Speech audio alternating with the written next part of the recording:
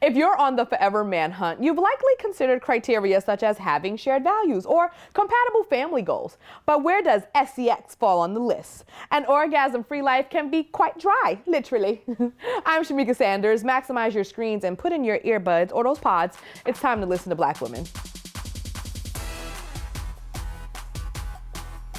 Today's convo is definitely not safe for work, and for good reason. We're talking sex, ladies and gentlemen. When evaluating potential long-term mates, it's hard to determine what really matters most. Some people will say no romance without finance, but let's assume the money flow is all good. Then what? When you're laying next to someone every night, forever, sex is a hard topic to ignore. The question of the day is simple. Should sex be a factor when picking Mr. Right? Kiara, I can feel you smirking. Well, let's start with this conversation, ladies. Yes, sex is very important. A Kinsey study found that couples under 30 tend to have sex about twice a week.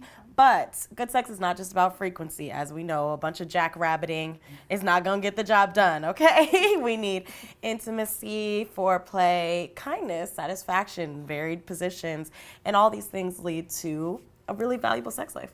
Definitely. Match.com even did a study of their own, and it said that most people reported like their most happiness and best sex life with an enthusiastic and caring partner. And like that spoke to me. Like, I want you to be happy to be here. Yeah. Like, I want you to care about, like, you know, my pleasure. And I think for both partners, you should both be so excited and care about the other person.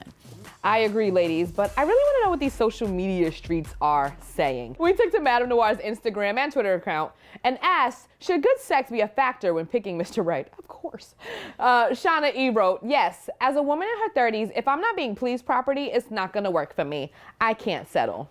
I mean, if it don't work, like, you mean like don't work? I know, what does it mean, not working? Exactly. Not working. There's something for that too, if it's not working. But, you know, I think that's a valuable point. I'm Just Shakira wrote, I think that should be the last item on the list. Once all things fall into place, we'll work on the sex if it's good or bad, but it can be taught. It's nothing wrong with teaching your spouse pleasure techniques. Last on the list?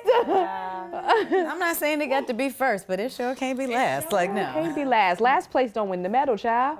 Okay, Cat.Rivers wrote, if he ain't about my pleasure, he ain't the one. Well, that I can agree with, because being about your pleasure is the key to having good sex. Somebody who wants you to feel good is most likely going to figure out a way to be good in bed. Exactly. So that's probably more the key, I'd say. Yeah, that's the foundation for it. If you want to please me, you will be able to learn. Otherwise, you're just going to be angry or disgruntled. The bad student in the class. Wanting to please you is the foundation of any lesson. So if this person doesn't want to learn because he doesn't want to please you, it ain't gonna work. People may hear, I prioritize sex in my relationship and think, you're just a horn dog. What you gonna do in your relationship when your hips start to break and his penis can't get it up anymore?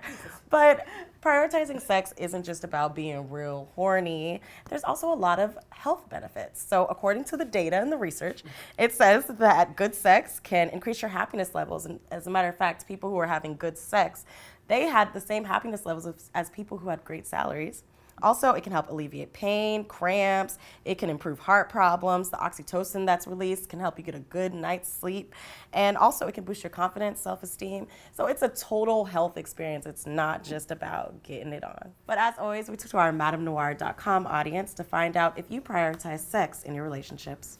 We asked, what do you value when looking for Mr. Right? With 46% of you saying personality, 42% saying similar likes and interests, 12% of you saying finance, and none of y'all said sex or looks.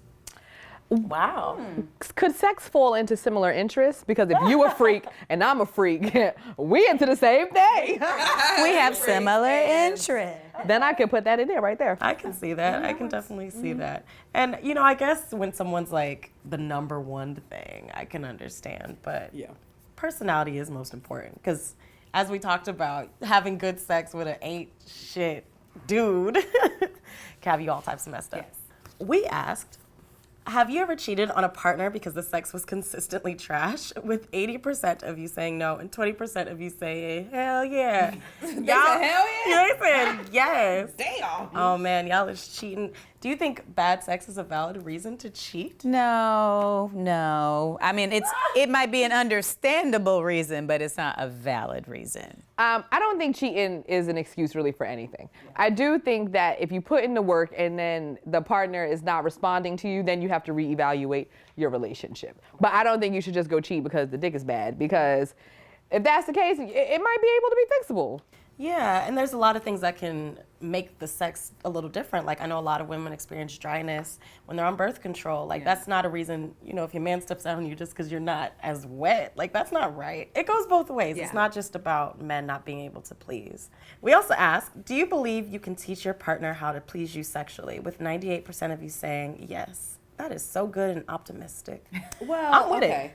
I would hope that you're able to teach a man that, because let's be honest, a lot of these men who are laying down that crazy pipe, they don't have a lot of other things to offer versus the guy who is like, I have other priorities, I have a job, and I'm chasing my dreams as well. Mm-hmm. They may have put sex to, like the third on their list. Right. But you should be able to teach them as long as you can communicate. And if you find the right partner, men will want to please you. That actually, I'm like, it's a good segue because this is something I've always thought about, and I've heard in conversations with friends who have actually done this. Like, how much time should you give to work on or develop your sexual chemistry? Ooh, child. Like, do you give it, especially if you feel like, okay, he's checked off all the other things on the list. He's a great guy. We have great conversation. He's so fun. But the sex is just okay. I think people in general, you give the same grace and patience with any other flaw as you would in a relationship. I don't think you can say 3 months to get over how late you always are, or 3 months to wait for you to become a better communicator. Same thing with sex. I agree. I think you give the person time because depending on if they're worth it or not. Gotcha. And you make that decision. I mean, depending on if it's fixable, because some things are not fixable. Well, then how do you decide that sex is a challenge? So this person is checking off all the boxes, but the sex is just okay? Is it just that we're comparing it to the best sex ever with the worst person ever, which is maybe not fair? In general, I think it's more about character than the sex, because if you have found somebody who is really selfless, compassionate, and giving, they're going to want to fix the issue and to please you, and that's what ultimately leads to great sex. Now, does good sex then really matter? Because there are some studies that show that as people get older, their needs change, and some people are I just want a good partner. I want somebody to support me. The sex, as we saw, and even social media, they were it's not on the top of their list. So does it really matter? Yes. I mean, I agree. I'm asking this for the people, not for myself. It matters, but as any other part of a relationship, it's okay to work on it. So we talked about a lot, but we're gonna need you to take it home for us, Africa. Should sex be a factor in picking Mr. Right? Absolutely. Now, sex isn't everything, but if we're talking about a lifelong commitment between two individuals, it's important. That's how you build your connection. That is how you build. That's the difference between a roommate and a homie and a friend. This is how you build a true partnership.